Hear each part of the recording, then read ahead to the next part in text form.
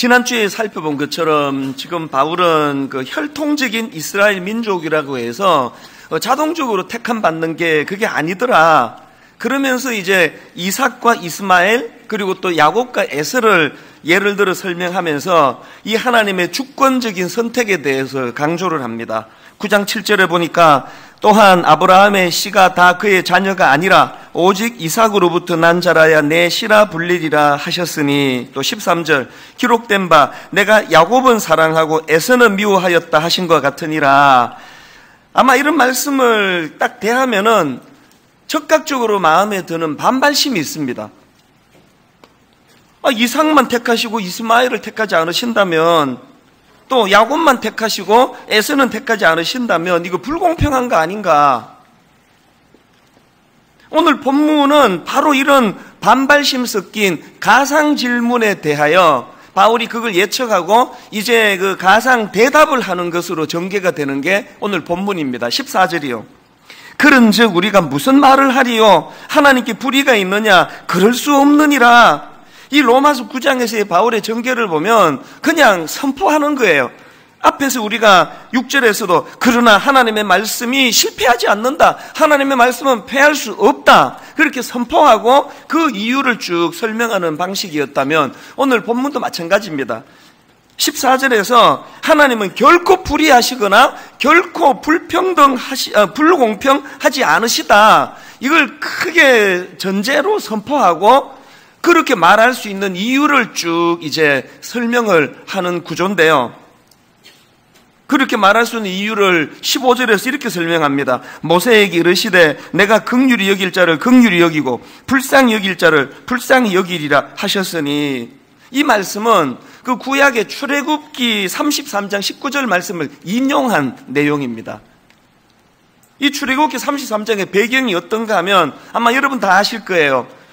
홍해를 건너 이스라엘 백성들이 이제 출애굽하고 난 다음에 광야길에서 시내산에서 그들이 금송아지 우상을 만들어 섬기는 그런 죄를 범합니다. 이게 참 아이러니한 게요. 지금 지도자 모세는 하나님께 십계명을 받으러 가 있는 상황인데, 여러분 아시지만 십계명 중에 제1계명이 뭡니까? 하나님 외에 다른 신들을 섬기지 말라. 이 계명이 뭡니까? 우상을 만들지 말라.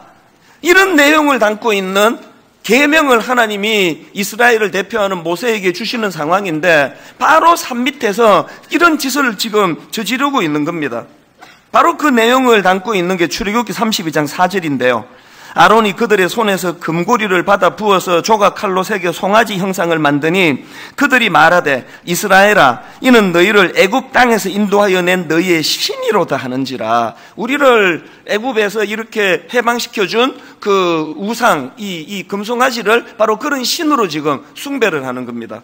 그리고 6절에도 보면은 이튿날에 그들이 일찍 일어나 번제를 드리며 화목제를 드리고 백성이 앉아서 먹고 마시며 일어나서 뛰놀더라. 여기 나오는 이 뛰놀더라라는 저 표현은요, 바이블 키워드라는 해설서에 보니까 그 당시 이교회의 숭배의식에서 흔히 볼 수 있는 성적으로 난잡한 상태, 어떤 상황인지 짐작이 가시죠. 지금 하나님께서는 이미 모세를 통해서 하나님 명령에 복종하면 복을 받을 것이요 하나님 말씀에 불순종하면 징벌을 당할 것이라고 말씀하시는데, 이미 주셨는데 백성들이 그거에 대하여 정면으로 지금 하나님께 도전하고 있는 거예요. 당신만이 왜 신이냐. 그래서 이제 이 하나님께서 진노하십니다. 출애굽기 32장 10절 내가 그들에게 진노하여 그들을 진멸하고 너를 큰 나라가 되게 하리라. 이런 상황에서 유명한 모세의 중보기도가 등장을 하는 거 아닙니까? 그래서 이제 모세가 간절하게 자기 민족을 위하여 중보하는 기도를 하나님 들으시고, 그때 주신 말씀이 오늘 본문에서 바울이 인용한 출애굽기 33장 19절입니다. 여호와께서 이르시되 내가 내 모든 선한 것을 내 앞으로 지나가게 하고 여호와의 이름을 내 앞에 선포하리라. 그 다음에 나는 은혜 베풀 자에게 은혜를 베풀고 긍휼히 여길 자에게 긍휼을 베푸느니라. 이게 15절에서 바울이 그대로 따온 내용 아닙니까? 자, 그러니까 지금 그 가상 질문, 사람들이 그 하나님을 오해해가지고 하나님이 누구는 택하고 누구는 택하지 않는 그런 하나님이라면 하나님이 불공평한 거 아니냐? 이거에 대하여 바울이 지금 설명하는 거예요. 무슨 논리인지 아시겠죠? 당신들 말대로 둘 다 택함 받아 자격이 있는 사람인데 그 중에 하나만 택하고 하나는 버리셨다면 당신들 말이 맞다. 그러나 금송아지 사건을 통해서 모두가 다 하나님 앞에 징벌을 받아서 하나님이 그들을 건져주지 않으신다 해도 아무도 할 말이 없는 상황에서 하나님의 특별한 은혜가 임해서 그들 중에 일부를 구원해 주셨다면 이걸 가지고 불공평하다고 말할 수 있느냐? 그 논리예요. 제가 쉽게 설명을 드릴게요. 지난주에도 제가 우리 강아지 이야기를 예를 들었는데요. 사실대로 말해가지고 우리 집 강아지는 저같이 너무나 좋은 주인을 만났기 때문에 세상 말로 개팔자가 상팔자가 된 케이스예요. 하여튼 우리 5 식구 중에서 제가 제일 인자하고 또 어진 주인이란 걸 얘가 이미 알기 때문에요. 아침에 자다가도 제가 이렇게 식탁에 딱 앉으면 타타타타 뛰어와요. 그리고 옆에 있는 식탁으로 뛰어 올라와요. 그러면 제가 아침을 먹으면서 이 강아지에게 해롭지 않은 그 소금기가 없는 이런 건 골라가지고 저도 먹고 걔도 먹이고 이렇게 하는데요. 삼겹살을 굽잖아요. 그러면은 이제 이 귀한 강아지가 그 피게 덩어리 이런 거 먹으면 그 콜레스테롤하고 안 좋잖아요. 그래서 이제 그 삼겹살을 먹이는데 피게 덩어리는 떼서 내가 먹고 고기는 얘를 줘요. 살코기를 주면 그거를 아주 맛있게 잘 먹습니다. 내가 어떨 때 이 삼겹살을 떼서 피게 먹고 살코기 주면서 지금 누가 개고 누가 사람인지 헷갈릴 때가 있습니다. 그렇게 지극정성으로 키우거든요. 그리고 잘 때 보면은요, 안방 침대에 부부 사이에 얘가 드러누워가지고 배 드러내고 팔자로 가관이에요. 그리고 막 얼마나 편하게 자는지 코까지 골아요. 그렇게 이렇게 그 배 드러내고 자는 거를 보면서 참 네가 정말 주인 잘 만났다 그렇게 생각하는데요. 자, 여기서 한번 생각을 해보세요. 제가 이제 강아지를 데리고 산책을 나가니까요, 저기 있었던 유기견이 보이는 거예요. 그럼 이 강아지가 나한테 화가 나는 거예요. 우리 주인은 너무 냉정한 주인이다. 나는 구해주고 똑같이 이제 불쌍한 유기견은 구해주지 않는, 그래서 우리 주인은 굉장히 그 불의하고 그 불공정한 주인이다. 이렇게 늘 얘가 나한테 대해서 그 불만을 갖고 있다면 이게 공정한 이야기입니까? 6.25 전쟁이 터지고 전쟁 공화가 막 양산이 돼가지고 그때 뭐 고아원마다 그냥 막 더 이상 수용이 어려울 정도로 넘쳐났다 그러는데, 어느 후덕한 부부가 참 고아원을 방문해서 그 중에 참 불쌍해 보이는 한 애를 집으로 입양을 시켜가지고 그렇게 양자 삼아 줬는데, 이 양자 삼은 아들이 그 아버지한테 늘 불만이 많은 거예요. 응? 왜 나만 구해주느냐고. 지금 여전히 나랑 절친했던 내 친구는 고아원에서 그런 열악한 생활을 하고 있는데, 그리고 또 다른 내 친구 하나도 거기서 지금 얼마나 어려운 상황에 처해 있는데 왜 우리 주인은 이렇게 불공평한 것이야. 그렇게 하면서 입양된 그 아들이 그 자기 고마운 아버지에 대해서 늘 그렇게 원망하고 불평한다면 이게 정당한 이야기입니까? 이게 딱 오늘의 우리라는 거예요. 지금 그 얘기를 하고 있는 겁니다. 바울이 가지고 있는 큰 전제가 뭐냐 하면 로마서 3장 23절, 모든 사람이 죄를 범하였음에 하나님의 영광에 이르지 못하더니, 그래서 이삭이 이스마엘보다 뭔가 더 자격이 있어서 구원을 해준 거 아니다.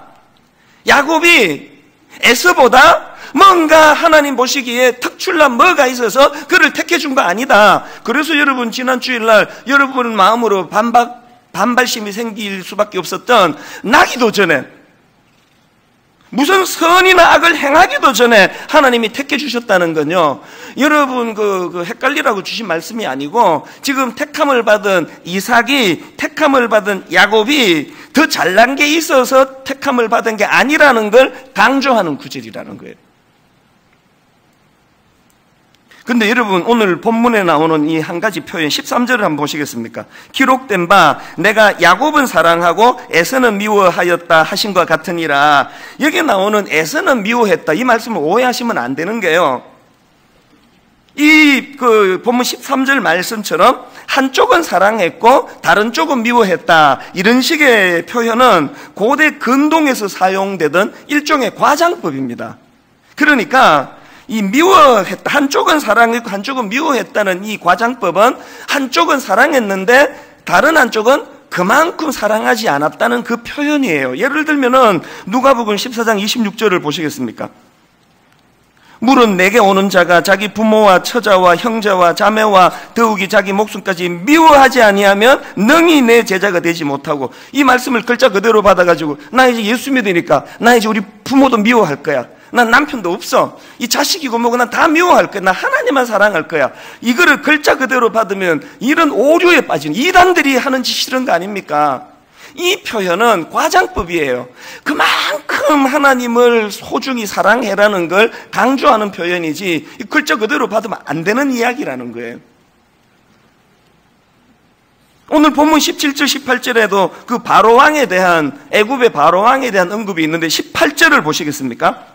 그런즉 하나님께서 하고자 하시는 자를 긍휼히 여기시고 하고자 하시는 자를 완악하게 하시느니라. 이것도요, 그 선량한 멀쩡한 사람을 하나님이 그 마음에 악을 심어줬다는 뜻이 아니에요. 원래부터 악한 자예요, 악한 자. 그렇게 그 이스라엘 백성들을 착취하고 하나님이 그들을 풀어주라고 그렇게 말씀하심에도 아주 강팍한 마음을 가지고 있었던 바로왕인데요, 하나님께서는 그 강팍한 바로왕의 악한 마음까지도 선하게 사용하셔서 그 일을 통하여 이스라엘 백성들이 하나님의 놀라운 역사와 일하심을 깨닫게 하는 도구로 사용을 하셨다는 그 이야기예요. 그러는 과정에서 하나님이 악을 심어준 게 아니에요. 원래부터 악한 사람이에요. 이런 식으로 바울이 지금 오늘 본문에서 쭉 하나님은 절대 불공평하신 분이 아니다는 걸 피력하는데, 그러다 보니까 본문에 막 계속 흐르는 게 하나님의 긍휼하심에 대한 강조예요.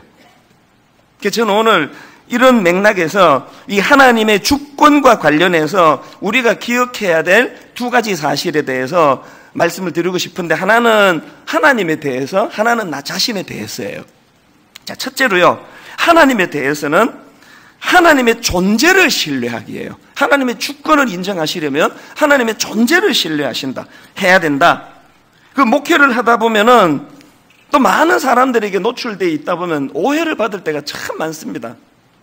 뭐 이런 거예요. 이게 오래전에 있어서 그대로 제가 잘 전할 수 있을지 모르겠는데요, 어떤 그 여성도님이 너무 제가 충격적인 놀랄 말씀을 하시는 거예요.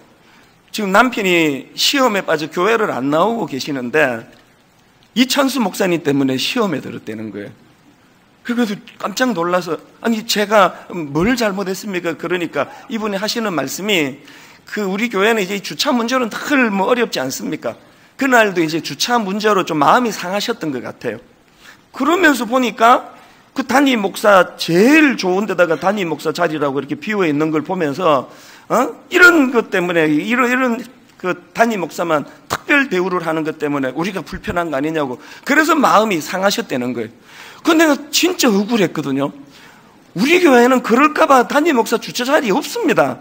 저도 똑같이 자리 없으면 힘들고 똑같이 하는데 이분은 도대체 뭘 보고 그렇게 생각을 했지? 그래서 제가 그분을, 그 남편을 좀 제가 뵐 수 있으면 그 잘 오해하셨다고 잘 설명을 드리겠습니다. 그런 말씀을 나누었던 그 오래전에 있었던 일이 기억이 나더라고요.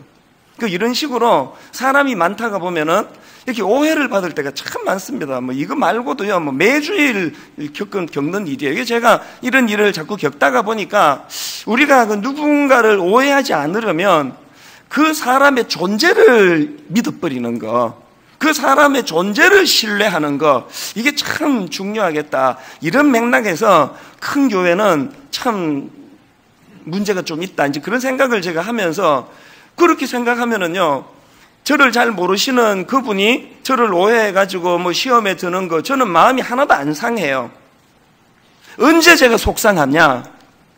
뻔히 가까이서 십몇 년 저를 잘 알고 늘 저를 잘 안다고 하는 그런 사람이 뭐 부교육자든 장로님이든 누구든 간에 가까이서 저를 잘 안다고 하시는 분이 얼토당토 안 한 걸 가지고 오해를 하시면 그때는 제가 상처를 받더라고요. 나를 저렇게 모르나? 내가 저렇게 몰상식한 짓을 한다고 그걸 믿나? 그런 생각을 가질 수 있다는 거예요. 제가 이걸 하나님과 우리 사이에다가 제가 이걸 접목을 해보니까요. 여기 초신자, 금방 예수 믿고 하나님이 누군지 잘 모르신 분이 하나님을 오해하시면요, 하나님도 그 이해해 주실 것 같아요. 아이고, 제가 아직 그 날 잘 모르니까 저러나 보다.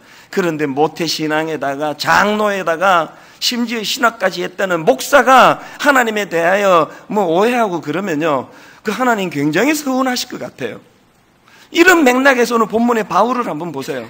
바울은요, 뭐 놀리고 뭐고 없습니다. 그냥 뭐 아까도 말씀드렸잖아요. 뭐 6절에서 그냥 선포하는 거예요. 하나님의 말씀에 실패하지 않는다. 또 오늘 본문에서 그냥 뭐 선포하는 거예요. 하나님은 절대 불의하지 않으시다. 그렇게 선포해놓고 그러고 생각하는 거예요. 바울도 인간인데 그런 누구나 다 오해할 수 있는 말씀을 접하면서 바울은 어떻게 이렇게 선포가 가능한가? 제가 내린 결론은 딱 하나예요.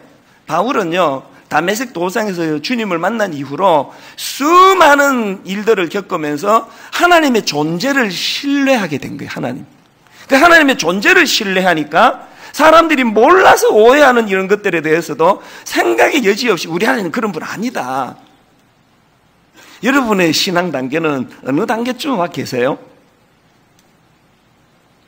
여러분이 하나님의 존재를 신뢰하는 이 바울의 단계까지 가시려면요, 우리도 바울처럼 삶 속에서 하나님과의 신뢰를 많이 쌓는 일들을 경험하셔야 됩니다. 예를 들면 이런 거예요. 사도행전 16장에 보면은 바울이 자기 동역자 실라와 더불어 가지고 이제 빌립보에 가서 복음을 전하는데요, 사실 원래 그들이 그쪽으로 가려고 했던 게 아니에요. 원래는 이 비두니아라는 지역으로 가려고 했는데 성령님이 못 가게 막으신 거예요. 그래서 그들이 계획을 바꾸어 가지고 이제 마게도냐로 향했는데 그 첫 관문이 빌립보예요. 그런데 자기들은 이쪽으로 가고 싶었는데 하나님이 막아서 일로 갔던 첫 관문에서 문제를 만나는 거예요. 엄청 두들겨 맞고 고난을 받고 그 감옥에 갇히는 가슴 아픈 일을 당합니다. 자, 사도행전 16장 22절부터 24절이 그 내용인데요, 세 번역으로 보십시오. 무리가 그들을 공격하는데 합세하였다. 그러자 치안관들은 바울과 실라의 옷을 찢어 벗기고 그들을 매로 치라고 명령하였다. 그래서 이 명령을 받은 부하들이 그들에게 매질을 많이 한 후에 감옥에 가두고 간수에게 그들을 단단히 지키라고 명령하였다. 간수는 이런 명령을 받고 그들을 깊은 감방에 가두고서 그들의 발에 착고를 단단히 채웠다. 어떤 상황인지 아시겠죠? 이게 말입니다. 하나님이 너 빌립보 지역으로는 가지 마라 그랬는데 불순종하고 우겨서 이런 일을 만나면 그게 승복이 되잖아요. 그때 그 말씀을 들을 걸. 이건 반대예요. 나 이럴 것 같아서 이쪽에 안 가려고 그랬는데, 여러분 같으면은, 또 저 같으면은 감옥에서 밤새 원망했을 것 같아요. 도대체 내가 이래서 안 가려고 했는데, 그 사춘기 애들을 키우면서 부모가 제일 두려운 게 그거 아닙니까? 뭐를 막 부모가 그냥 강요해가지고 했는데, 그게 잘 안 되면 이것들이 죽을 때까지 원망하거든요. 엄마 때문에 이렇게 됐다고 막 그러면서 원망을 하는 그런 상황이 지금 주어졌는데, 놀랍게도 그날 밤에 바울과 실라가 감옥에서 보인 태도가 어떤지 아십니까? 사도행전 16장 25절을 보십시오. 한밤중에 바울과 실라가 기도하고 하나님을 찬송하며, 이게 어떻게 된 일이에요?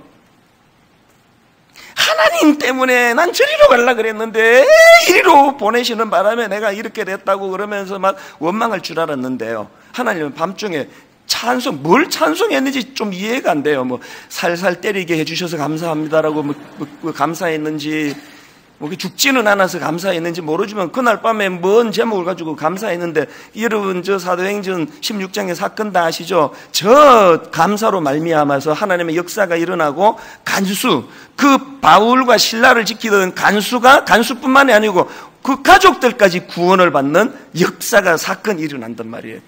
바울의 삶 속에서 이런 것들이 자꾸 쌓이다 보니까 어떤 길로 인도하시든지 간에 하나님에 대한 승복이 나오고 그것이 신뢰가 되더라는 거예요. 제가 우리 젊은 목사님들한테 항상 하는 얘기가 그거예요. 처음에 당회할 때 장로님들 의견은 이러시고 내 의견은 저럴 때 항상 하나님이 인도하시는 의견을 내서 장로님들이 한번 양보해서 담임 목사가 원하는 쪽으로 해봤더니 자기들 생각보다 더 좋은 결과가 나타나네. 또 한 달 뒤에 또 더 좋은 결과가 나타나네. 이런 일이 몇 번만 반복되면은 장로님들은 담임 목사를 엄청 신뢰하게 되고 그때부터는 목회가 편해진다. 그런 이야기를 제가 종종 드리거든요. 바울과 실라가 머리로는 이해가 안 되는 그 상황에서도 하나님의 존재를 신뢰해서 그분을 찬양했더니 이런 아름다운 열매가 맺어지는 결과가 반복되니까 저는 오늘 여기 예배 드리는 우리 교회 모든 성도님들이 성경을 하나님의 말씀으로 온전히 믿을 수 있기까지 여러분 삶 속에서 하나님을 신뢰할 수 있는 많은 일들이 경험되기를 바랍니다. 그러려면 어떻게 해야 될까요? 내 머리로는 이해가 안 돼도 수용하고 하나님을 찬양하는 것. 그날 밤에 바울과 실라가 하나님을 향하여 원망과 분노를 쏟아놓았으면 그 감옥에서 아무런 일도 안 일어났을 거예요. 하나님께 승복하고 하나님의 말씀에 신뢰하면서 하나님의 주권을 인정해 드릴 때 우리 인생에도 기적 같은 일들이 일어날 줄로 믿습니다. 그런가 하면 두 번째로 하나님의 주권과 관련해서 기억해야 되는 게 뭐냐? 이번엔 나 자신에 대해서예요. 나 자신에 대해서는 은혜에 대한 감격을 회복하셔야 됩니다. 제가 서두에 우리 집 강아지 또 그 6.25 전쟁 고아 그런 말씀들을 다 드리지 않았습니까? 고신대 우병훈 교수가 쓴 아티클에 보니까 그 헤르만 바빙크의 개혁 교의안 2권에 나오는 내용을 인용을 하는 걸 봤는데 한번 내용을 들어보십시오. 예정은 하나님 자신의 사랑에서 나왔습니다. 만일 예정이 정의와 공로에 기초했다면 모든 사람이 구원받을 수 없었을 것입니다. 하지만 예정이 은혜를 따라 역사하심으로 심지어 가장 비참한 사람에게도 희망이 있습니다. 즉 예정론을 설명하는 이 글을 읽으며 이게 너무 감동이 됐던 게 딱 내 얘기네. 이게 뭘 보고 구원하는 식의 일을 하지 않으시고 어머니 뱃속에 들어가기도 전에 하나님이 나를 택해 주셨다는 이 은혜가 있었기 때문에 내가 지금 이 자리에서 지금 그도 목사 노릇하고 있는 거 아닌가, 이 감격이 되더라고요. 여러분에게 이 감격이 있습니까?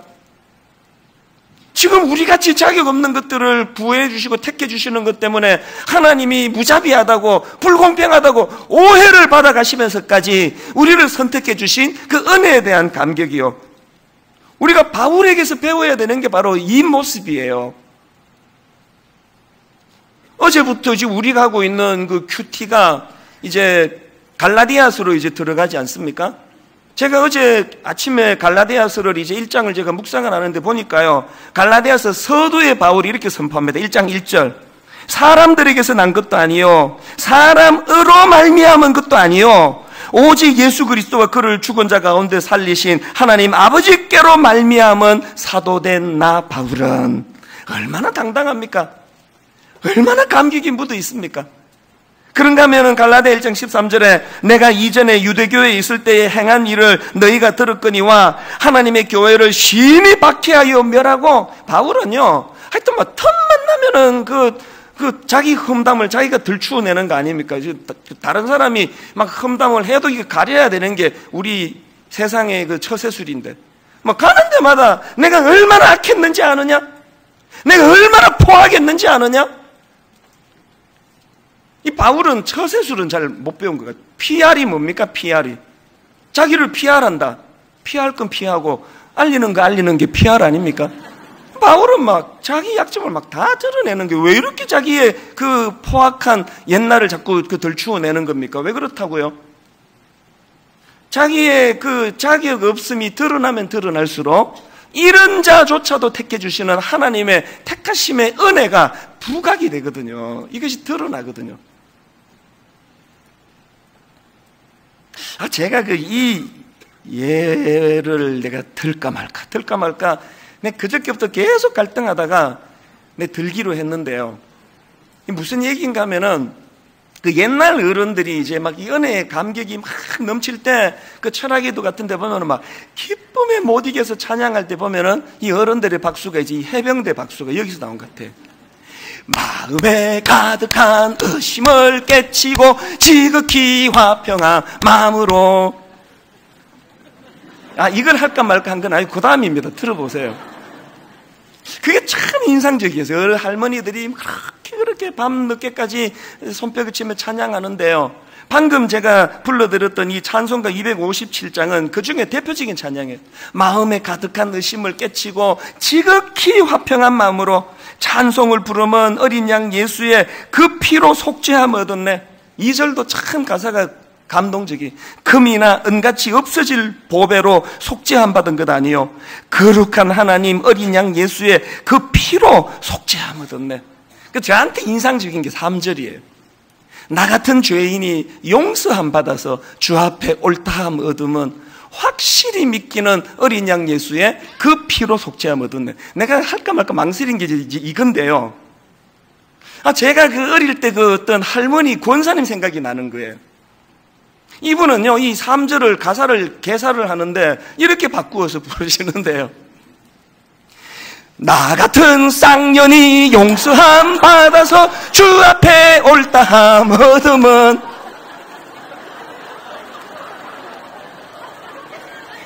왜 할까 말까 망설이는지 아시겠죠? 내가 이제 오후까지 망설였어요. 이걸 내가 해야 되나, 이게. 이 정도만 해도 충분히 망가지는데. 제가 쌍년 이거를요, 사전으로 검색을 해봤습니다. 이게 과연 입에 담기 어려운, 너무 저속하면 쓰면 안 되니까 제가 그 사전을 찾아보니까 쌍년을 이렇게 설명하더라고. 본대 없이 막된 여자를 속되게 이르는 말. 그게 생각보다 그렇게 막된 표현은 아닌 것 같아요. 본대 없이 막된 여자를 속되게 이르는 걸 딴 사람한테 쓰면 이건 엄청난 치욕스러운 욕인데요. 자기가 지금 자기를 그렇게 묘사하잖아요. 그래서 이 설교를 준비하다가 그 할머니들 생각이 나는 거예요. 부흥회 때 강사님이 그렇게 가르쳐 주셨는지 어쨌는지 모르지만 자기를 그렇게까지 비하하면서 나 같은 그 시기가 용서 안 받아서 주 앞에 올려 2번 인용은 안 하고 싶습니다. 그게 막 아주 이 저질이야, 어떻게 이런 쌍욕을 써, 이런 느낌이 들지 않고요. 그 은혜에 대한 감격, 이만큼 자격 없는 나 같은 걸 어떤 은혜로 날 구원해 주셨는가, 그 어른들의 그 말로 다 할 수 없는 감격이 그 보릿고개 있고 경제적으로 죽을 것 같이 어렵고 한치 앞을 할 수 없는 그 삶 속에도 이 은혜에 대한 감격이 우리 어른들을 살게 만드는 원동력이 아니었을까, 마음이 뭉클해지는 거예요. 그러면서 어제 오후에 여러분 그 송명희 시인 아시잖아요. 제가 종종 인용해 드리는 중증 뇌성마비.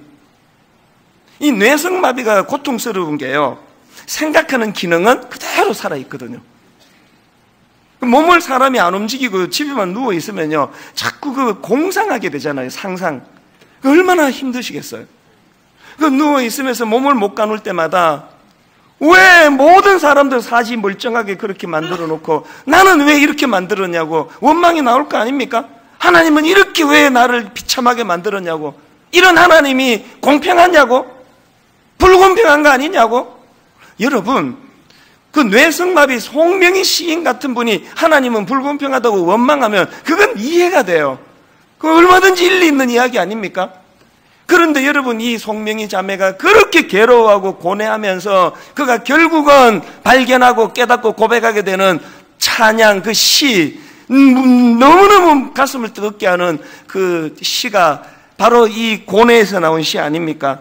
나 가진 재물 없으나, 나 남이 가진 지식 없으나, 나 남에게 있는 건강 있지 않으나, 나 남이 없는 것 있으니, 나 남이 못 본 것을 보았고, 나 남이 듣지 못한 음성 들었고, 나 남이 받지 못한 사랑받았고, 나 남이 모르는 것 깨달았네.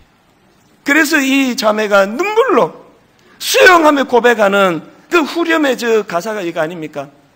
공평하신 하나님이 나 남이 가진 건 나 없지만, 공평하신 하나님이 나 남이 없는 것 같게 하셨네. 여러분, 이 자매가 이 고백을 하기까지 얼마나 내적인 그 갈등과 다툼이 있었겠냐고요. 그러면서 결국 하나님을 신뢰할 수밖에 없는 많은 일들을 경험하면서, 거기에 비해서 오늘 우리는요, 여러분을 보고 저를 보면 하나님은 절대 공평하지 않으세요. 전 그렇게 생각합니다. 하나님은 저에게 너무 과분하게 대해 주시기 때문에 제가 하나님 공평하다 그러면 저 양심 불량이에요. 여러분도 마찬가지 아닙니까? 그럼에도 불구하고 99가지 주신 거, 그거는 눈길도 하나 안 주고 내 갖고 싶은 거 하나 아직까지 못 갖는 그것만 보면서 하나님은 불공평하시다고. 여러분, 이 송명희 시인 같은 분, 우리가 99가지를 가지고 있어. 이분 한 개 갖고 있는 형국이에요.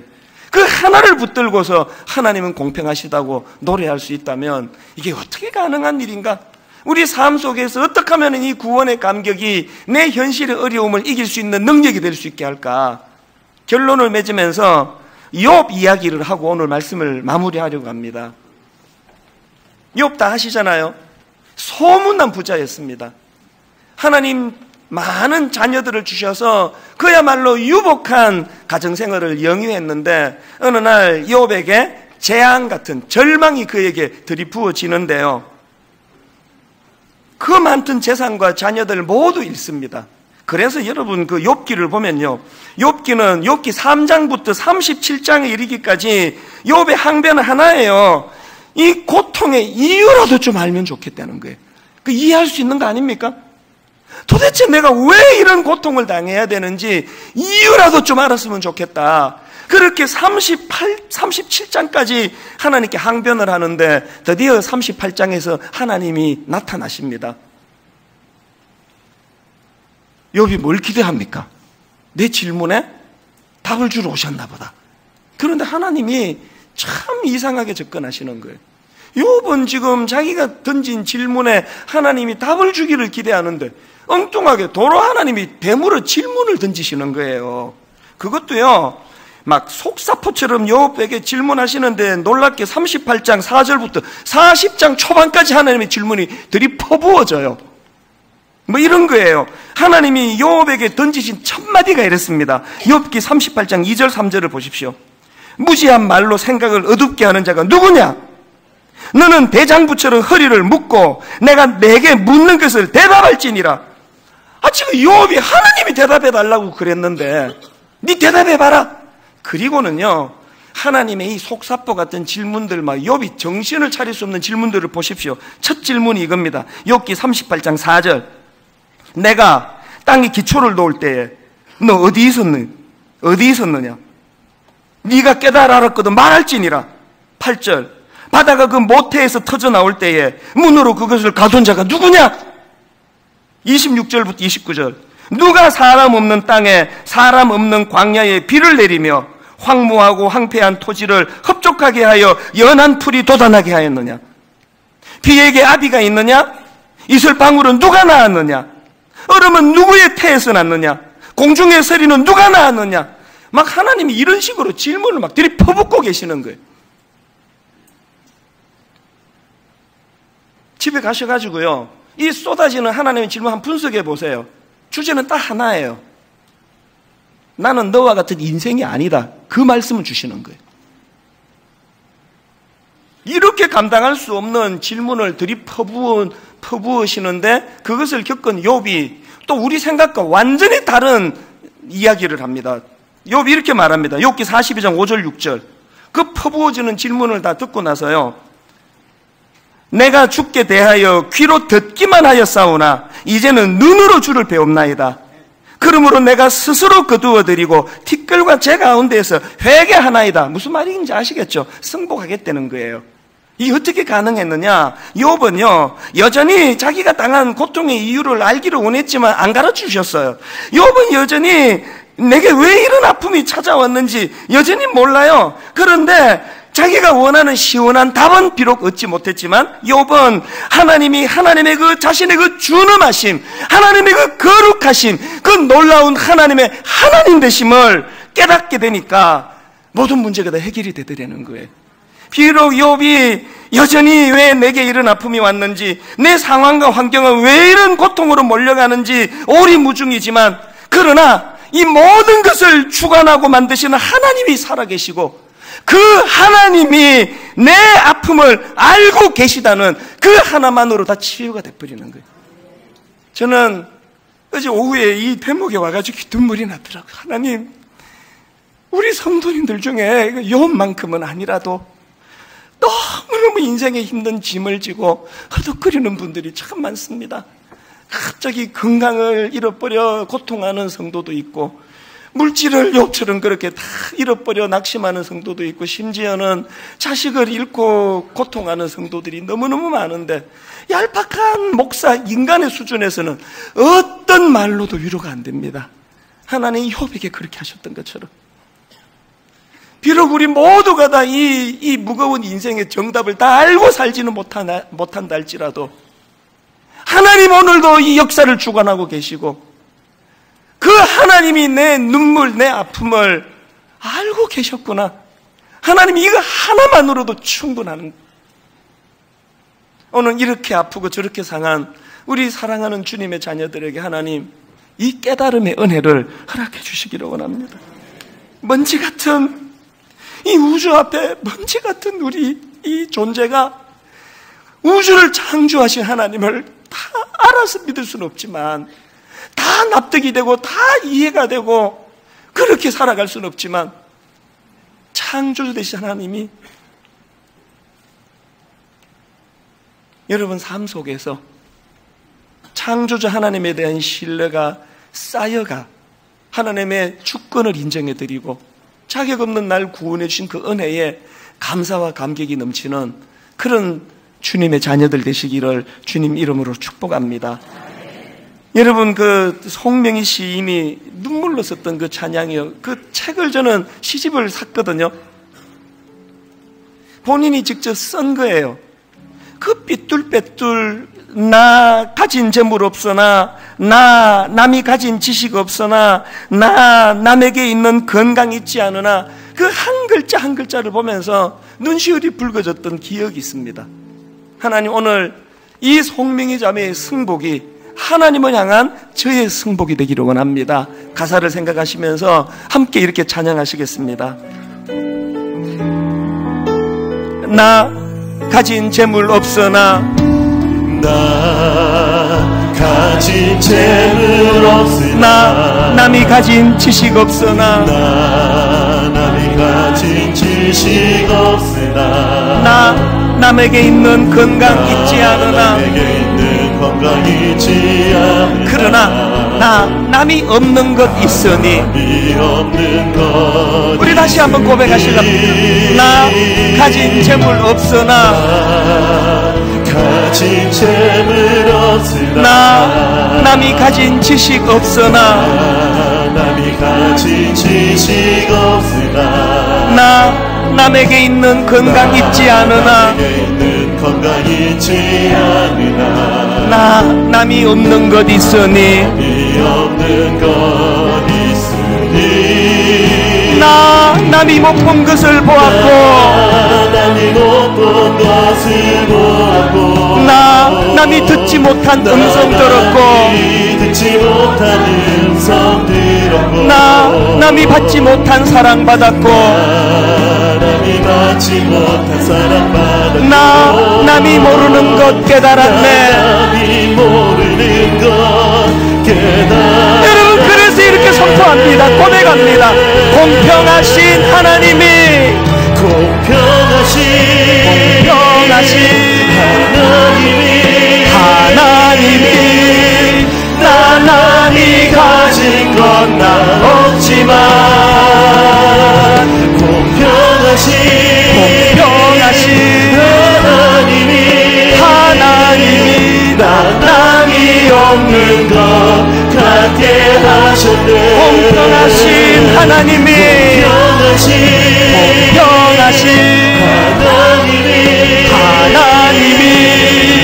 남이 가진 건 나 없지만, 공평하신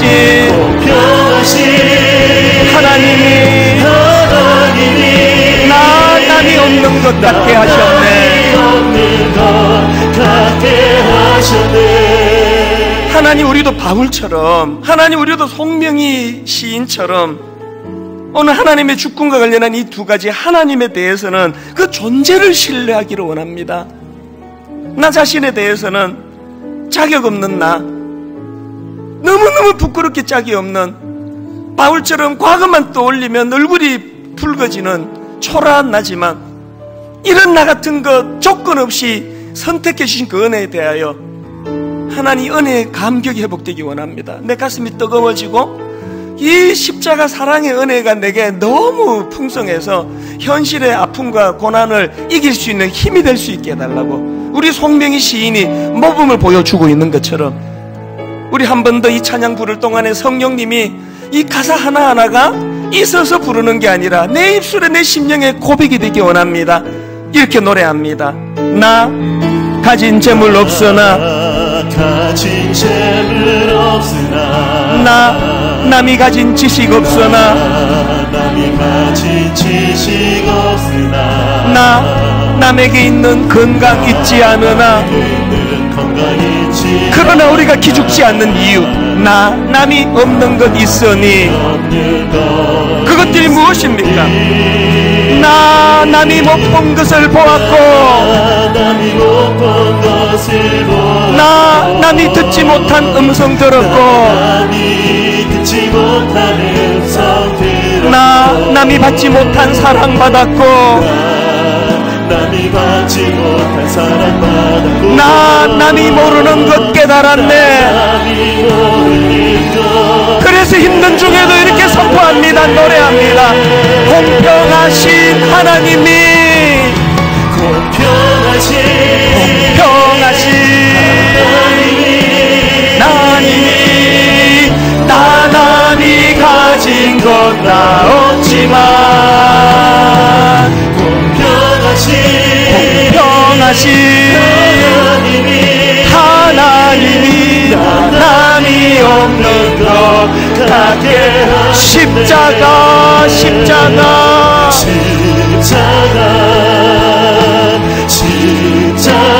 그 그늘 아래 내 소망이 있네. 십자가, 십자가, 그 그늘 아래 내 생명이 있네.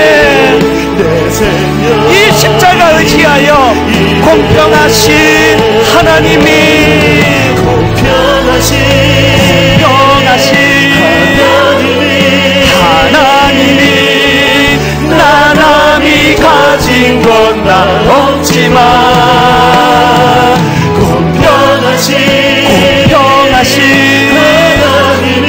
하나님이 나 남이 없는 것 같게 하셨네. 오늘 말씀을 기억하며 우리 통성으로 같이 기도하시겠습니다. 살아계신 하나님 아버지, 오늘 이 말씀이 우리 삶의 아버지 능력이 되기를 원합니다. 살아있는 생명이 되기를 원합니다. 살아계신 하나님 아버지, 하나님의 선하심이, 하나님의 인자하심이, 자격 없는 아버지 나 같은 그 구원의 그 은혜로 연결이 되었음을 기억하고 감사를 드립니다. 십자가, 십자가, 하나님 그 놀라운 십자가 은혜로 말미암아 자격 없는 우리가 구원함을 받는 은혜를 우리가 누렸는데, 하나님을 향해서는 그 존재에 대한 신뢰가 회복되도록 도와주시고, 우리 자신들에 대해서는 그 구원의 감격이 넘치도록 그것이 회복되도록 인도하여 주시옵소서. 십자가에서 자기 아들을 아끼지 아니게 하시기까지 우리를 품으시고 사랑하신 아버지의 마음을 알게 해주시옵시며, 다 이해할 수 없지만 놀라운 사랑으로 우리를 품으시는 주님을 더 깊이 알아갈 수 있는 은혜가니로 주님 저희들을 인도하여 주셔서 우리의 입술을 통해서 공평하신 하나님을 고백하게 하여 주시옵소서.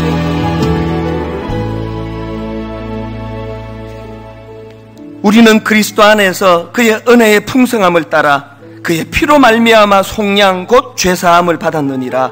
하나님, 이 감격을 저희에게도 허락하여 주시옵소서.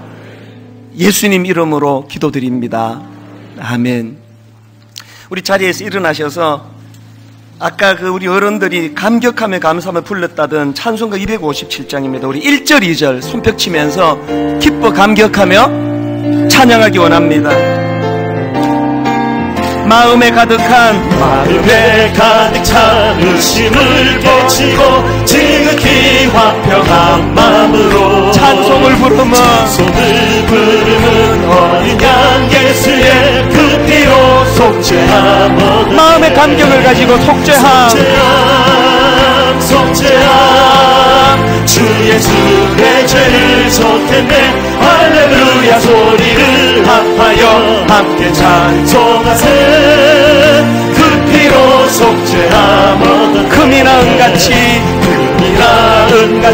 없어진 보배로 속죄함 받은 것 아니요 거룩한 하나님 어린 양 예수의 그 피로 속죄함 얻었네 속죄함 주 예수 내 죄를 속했네 할렐루야 소리를 합하여 함께 찬송하세 그 피로 속죄함 얻었네